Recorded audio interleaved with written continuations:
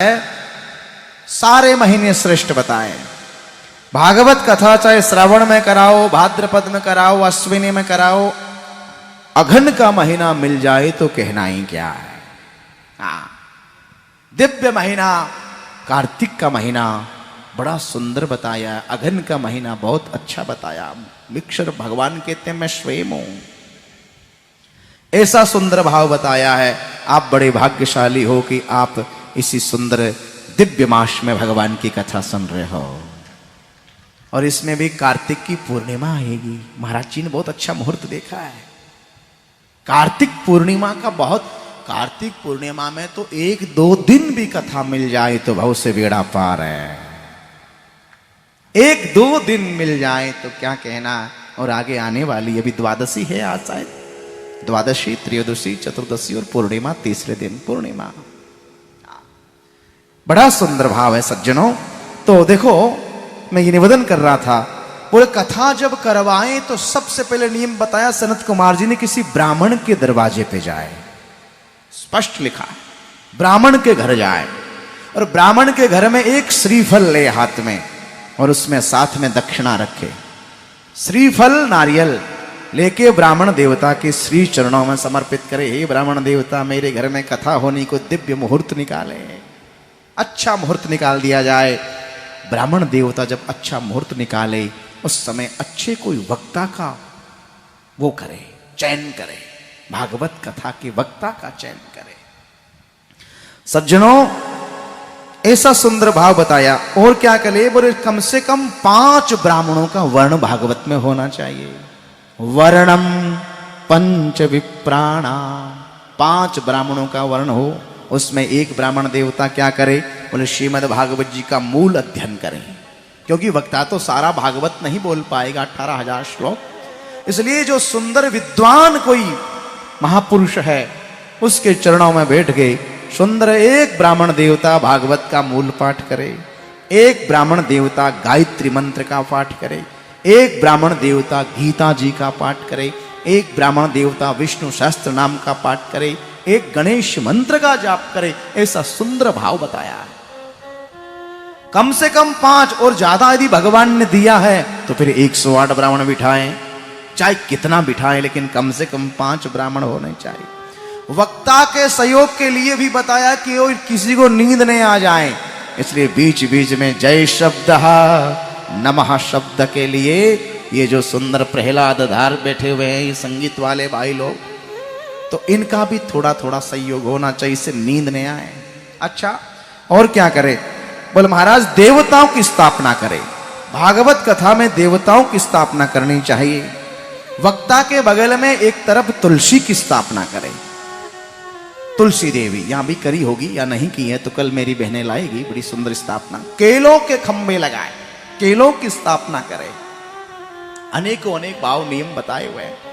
और क्या करे महाराज जी, बोले देवताओं की स्थापना के साथ साथ कलशों की स्थापना करे। सुंदर सुंदर कलश, अपने पितृ कलश है, देव कलश है, रुद्र कलश है, ये सारे कलशों की स्थापना करे। गंगा, यमुना, सरस्वती, नर्मदा, इनका सुंदर वो आह्वान करके उनको बुलाए।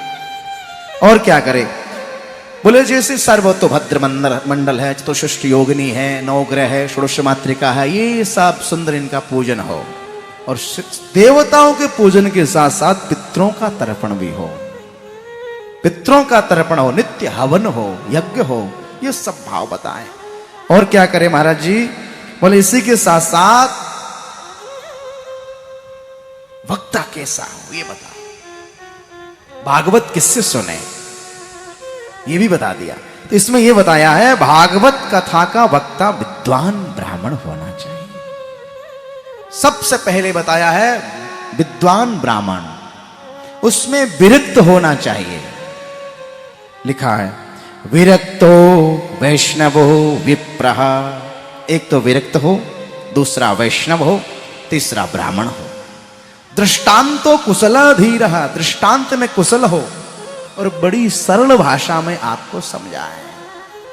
और बताया कि ज्यादा लूटपाट करने वालों से कथा नहीं सुननी चाहिए।